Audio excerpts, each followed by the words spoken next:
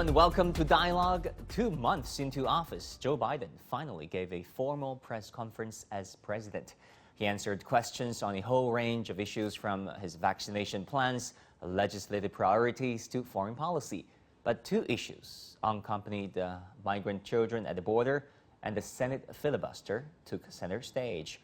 What were the key messages from this hour-long press conference? How should Biden's pandemic control measures be rated? What further information can we pick up regarding Joe Biden's thinking on China? To discuss all these questions, I'm joined by CGTN correspondent Jim Spellman in Washington, Rick Dunham, former White House correspondent for Business Week, who's right now in Texas, and Professor Jia Wenshan from Chapman University in California. That is our topic. I'm Wang Guan.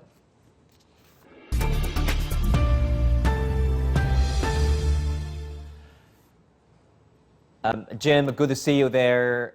Joe Biden waited quite a while before he gave his first press conference as president. What were the highlights of the press conference? Well, first off, let's start with the timing here. I mean, we have this constant issue about how long a president will wait before giving his first press conference. Well, once we actually got to it, it was a fairly normal affair. The key topics from Biden's point of view was COVID-19 response, though he got no questions on it. We also heard a lot about the border, and this is a growing legitimate crisis for the Biden administration. He tried to make basically the claim that they're working on it, give them a little bit of time. They've announced recently that Kamala Harris, the vice president, will be the point person on that, but they're creating no expectations that within 24, 48, 72 hours, this issue is going to be solved. We also heard a lot of about how Capitol Hill and legislation works. A lot, as you mentioned, about the filibuster. Basically, Joe Biden saying he's open to some changes that would allow a simple majority in the Senate to pass legislation if he can't make more progress in a bipartisan fashion. We heard a bit about China, and we heard a bit about Afghanistan, but mostly this focused on domestic issues. Juan? Right. Rick, let me go to you. You covered, former U.S. presidencies for a number of years. In your opinion, how do you think Joe Biden's press conference has gone? I mean, how was it received domestically in the U.S.? Well, I covered dozens of press conferences over 17 years, and I think this reminded me the most of President George H.W. Bush, the first President Bush. Joe Biden was comfortable going back and forth with the press, and he answered the questions the way he wanted. Occasionally, that meant that he didn't answer them. He went on at some length, which actually would have been good if there had been unlimited time. However, reporters were following up several times with their questions, trying to get him to say more or what they wanted him to say, and he would go on at length. So the result was we didn't cover as many subjects as I, as a citizen, would have liked to cover, particularly for me, the number one issue in America right now, coronavirus, and then as a business journalist, I would have liked to hear more about the global economy and global economic issues. Yeah, not much was talked about really about how to salvage the sluggish economy as far as right. I understand. Professor Jia, let me go to you. Judging from this press conference, what's your assessment of the relationship between Joe Biden and the White House press corps and maybe the Washington press corps at large? Well, it seems to be a lot of consensus has already been established before the press conference. The questions raised seems to be softball, to quote Fox News, and I think immigration certainly has become too much of an issue in the media among those questions. But the underlying crises, such as the economic crisis, the pandemic, having been raised primarily because Biden wanted to see that this is under his control already. I think, yes, 2 things stand out. Number one, the vaccination has been very effective. More than 1/3 of American people have been vaccinated.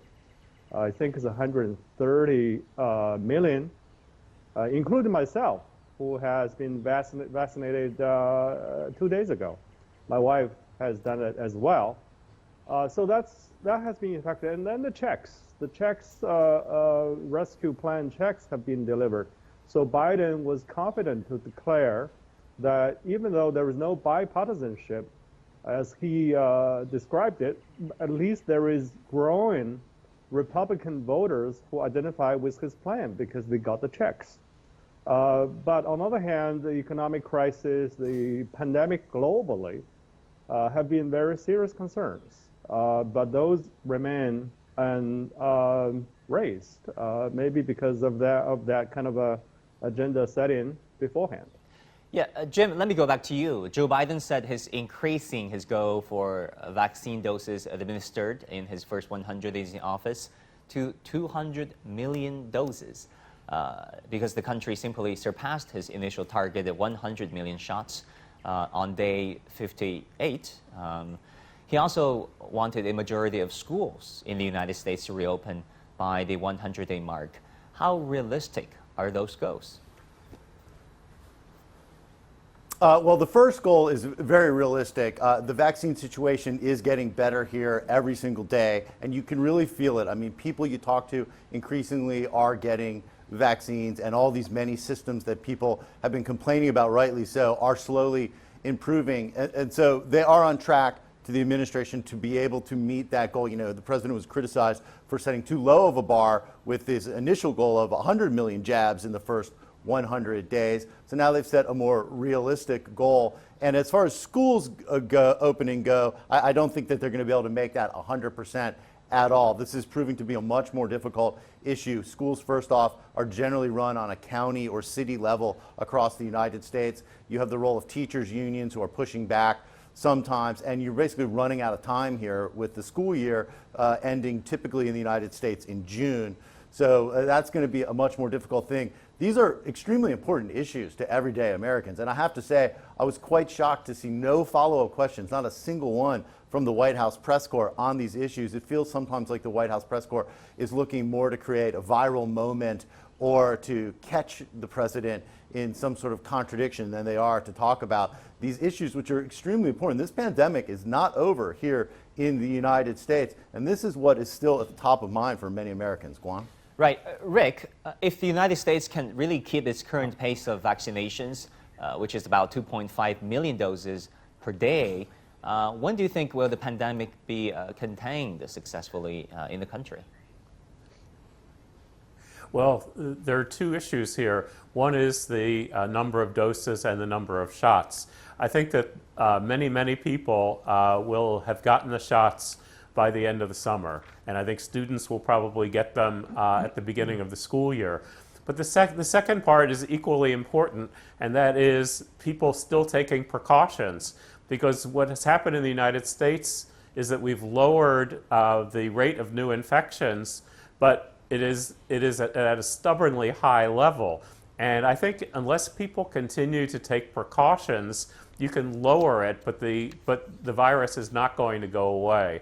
And so I think that what will happen is that we will shift from a focus on the shots to a focus on tracing, on testing in offices and in schools, and on people continuing to wear masks and to distance, not to go back as if life is normal. Yeah, unfortunately, as we speak, there has been a slight uptick in daily case count in the United States after weeks of number of cases been dropping over there. Professor Jia, many of the questions Joe Biden answered focused on the ongoing migrant crisis at the United States southern border. Biden argued that the influx happens, quote unquote, every single solitary year. Whatever that means.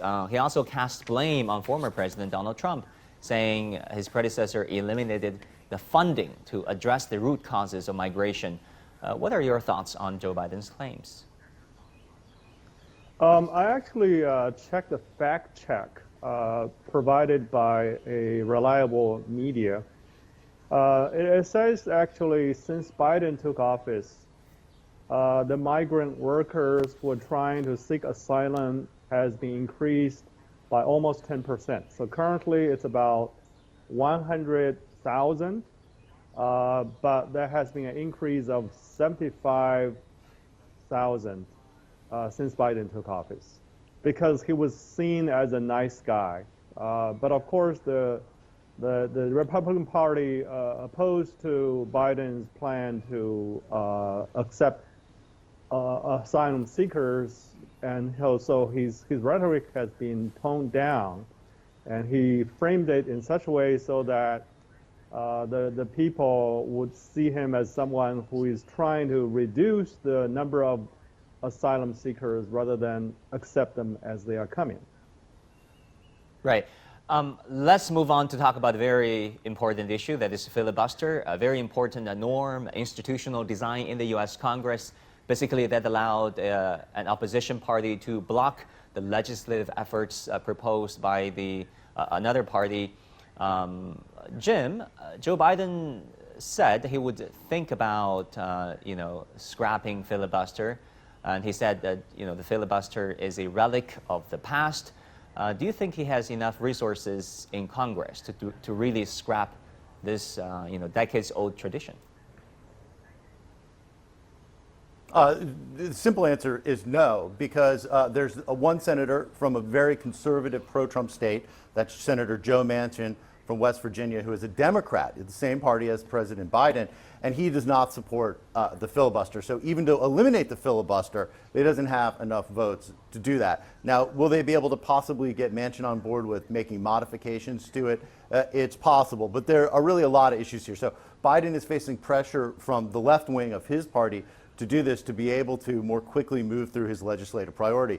A lot of veterans of the U.S. Senate, including perhaps Biden himself, are wary of this because this could come back to bite Democrats should they eliminate this. Also, you have Mitch McConnell, the Republican leader in the Senate, vowing to essentially grind progress to a halt if they do this. There'll be a lot of blowback to this. But Biden admitting in this press conference that even though he doesn't want to do it, he will consider it if he can no longer feel that he can get anything done with the Republicans. People talk a lot about bipartisanship. Joe Biden has talked a lot about bipartisanship.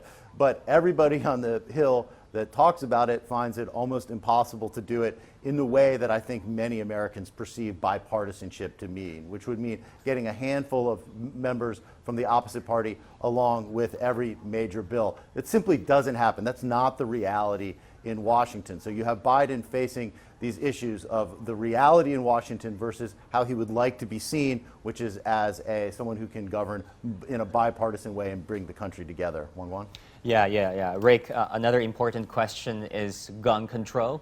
I remember back in the days when I was in Washington after Sandy Hook and Aurora shooting, Joe Biden as vice president couldn't even help his president, Barack Obama, pass major gun legislations 5-6 years later. He was asked about the same question after 2 deadly shootings in Atlanta and Colorado. Joe Biden simply said it is a matter of timing and quickly pivoted to other issues instead of addressing this issue in depth. Do you think he has votes enough in Congress to really pass major gun control legislations? The short answer is no. There are several Democrats from pro-gun states that are not ready to give Joe Biden what he wants. The public is strongly in support, including a majority of Republicans, of stricter background checks. And there probably are 10 or 15 different reforms that would have widespread public support. But there's a difference between public view and congressional. And the gun lobby really has strong influence in Washington and in the Senate in particular, where there's so many small states with a lot of gun owners, and each of them have 2 senators, the same number as the senators from Georgia or the senators from New York or California. So politics is tilted toward gun ownership and anti-gun control. Many say this is over-representation for the smaller red states, Right, exactly. Yeah, go ahead. But I do think there will be. I do think that there will be efforts, and the key for Joe Biden is convincing people like Joe Manchin, as Jim mentioned, of West Virginia, or John Tester of Montana, or the 2 senators from Arizona. They're Democrats who are in states where there is strong support for the Second Amendment for gun rights. And I think compromise is possible on a few things, but not on the big sweeping things. All right. Professor Jia, I mean, is that your sense too? Talking about gun control, even with some, horse trading going on between Biden and the House Republicans, there could be no major gun control measures in the next, few years, in the foreseeable future? I feel like it's being an issue in the media constantly because there has been so many incidents of gun violence, and just disproportionately. But politicians, there was always that mechanism of lobbying. So I'm not sure how Biden is handling lobbying, how the senators and congressmen handling lobbying, because lobbying is underhand. It's lawful in the United States. It's permissible. And so I'm not sure. It's, sometimes I'm disappointed about that because politics seems to be trying to do something good for the people. But it turned out that it just works just the opposite towards the opposite ends. So there must have been some kind of a hidden mechanism which prevents it from this happening. Yeah. That's why I think Biden is reluctant to talk about that too much. Yeah. Just kick the can down the road, I would assume. Jim, we've heard from Joe Biden when he talked about dealing with China. He says he wants to deal with China from a position of strength, and he wants to build infrastructure in the United States, both physical infrastructure and digital infrastructure. Nancy Pelosi said Joe Biden's infrastructure plan is, quote, a big, bold, and transformational infrastructure package. How likely is it that it can materialize?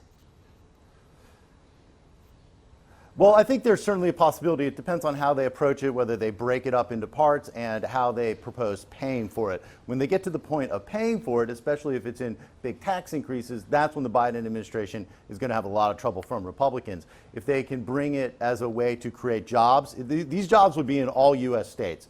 And typically this is the kind of bill that could gain bipartisan support. And I think there is wide agreement that we need infrastructure improvement. So it really remains to be seen, I think, whether the bitter politics in Washington kind of eclipse all of that. But I think there certainly is hope that that's something that could happen. And it's also possible that Biden could, to a degree, use this process known as reconciliation to avoid that 60 vote that are needed typically in the Senate to do it if he feels that this is important enough to use that limited power that the White House has on this. I thought it was very interesting to hear, been very interesting really for the last few weeks, to hear Joe Biden frame competition with China as a way to create political support in the U.S. for an infrastructure bill, saying we need to invest in R&D, we need to invest in ports, we need to invest in airports, highways, et cetera, to remain competitive with China. One thing that President Trump was, pardon me? That would be a smart pitch.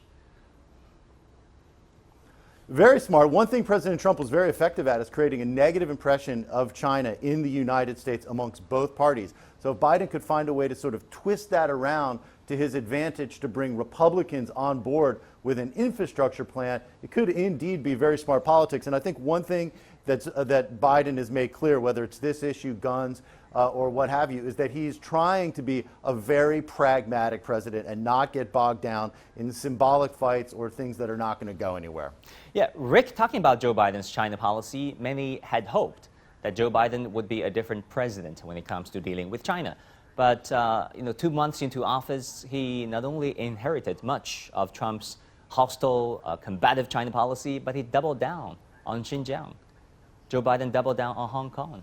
And Joe Biden doubled down on sanctions against Chinese companies like Huawei. Why is it? Well, first, I believe he faces strong domestic pressure. As Jim mentioned, Donald Trump's rhetoric had led to hardening of bipartisan criticism of China, both in Washington and the general population. But I don't think it's fair to say that he is completely doubling down. I think that he is slow to reverse certain things.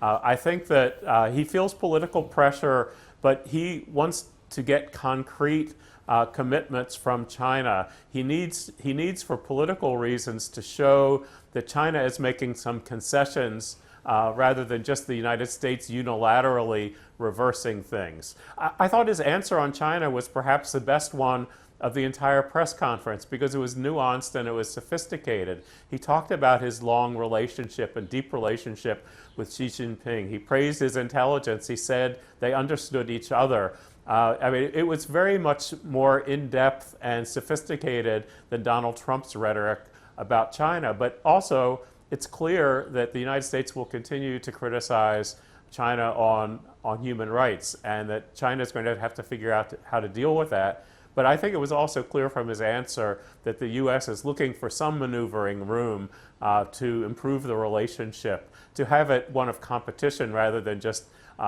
insults and tariffs and tit for tat retaliation on diplomatic issues. Yeah, Professor Jia, your expectations on what Joe Biden may do with his China policy going forward?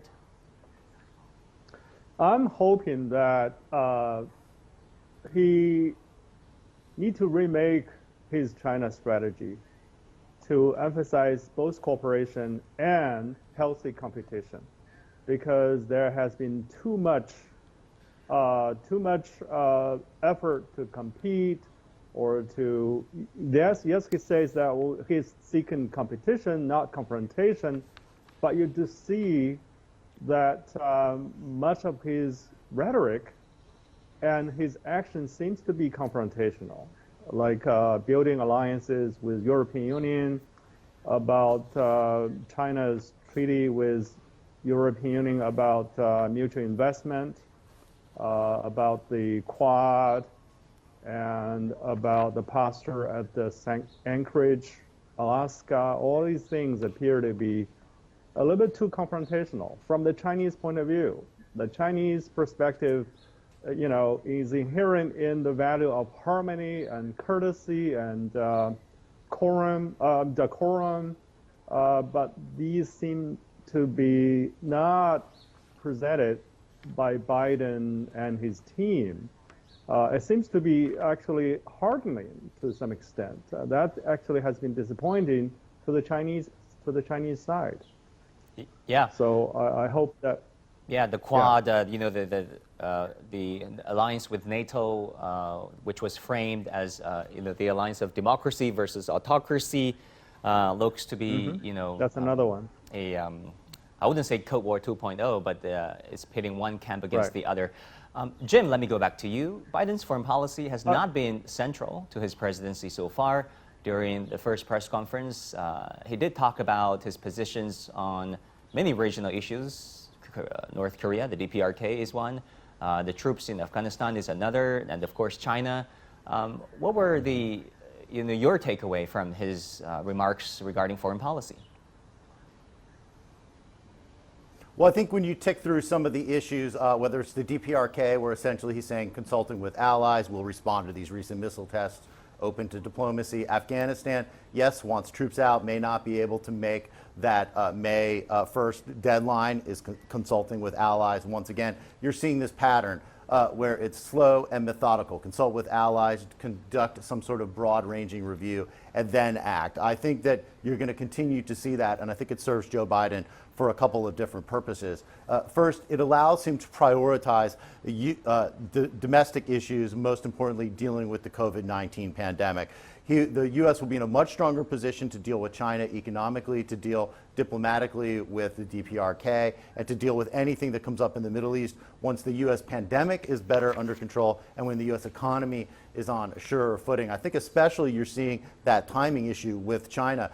Broad reviews going on of trade, of Chinese technology, of defense posture. Typically, those are expected to be done sometime perhaps middle or late summer. That's also when the pandemic should be in better shape here and the U.S. economy should really be feeling the effects of this big COVID relief bill as people get back to work. So that's when I think the Biden administration would like to deal with some of these issues, when they're in a stronger position domestically, and then combine that with having reinforced relationships with partners and allies around the world. I think that it's very much by design that Biden is taking a slow approach to dealing with some of these major foreign policy challenges.